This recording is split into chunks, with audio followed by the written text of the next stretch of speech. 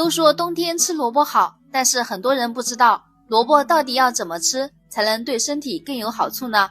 今天我就把我们家最喜欢的做法分享给大家，营养健康还特别的美味。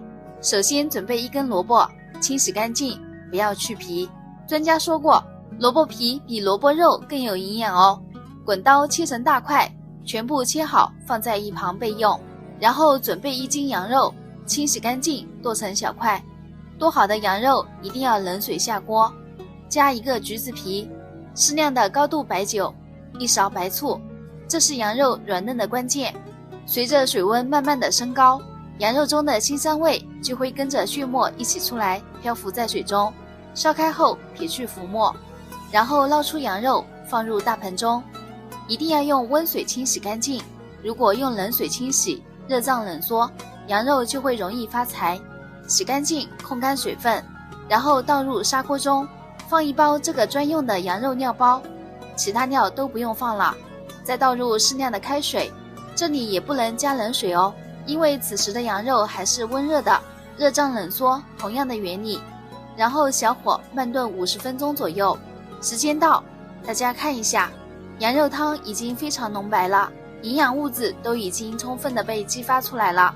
这时候再放入萝卜，继续再炖10分钟左右。炖好后加入1勺食盐，撒上几颗枸杞，家里条件好的再来1把香菜就可以了。这样一份汤鲜味美的羊肉萝卜汤就做好了。我们家一到冬天每周都会做一顿萝卜羊肉汤，这样炖出来的羊肉汤不腥不膻，软嫩不柴，口感特别的好，而且对身体的好处也是特别多。老话说萝卜配羊肉，来年打老虎。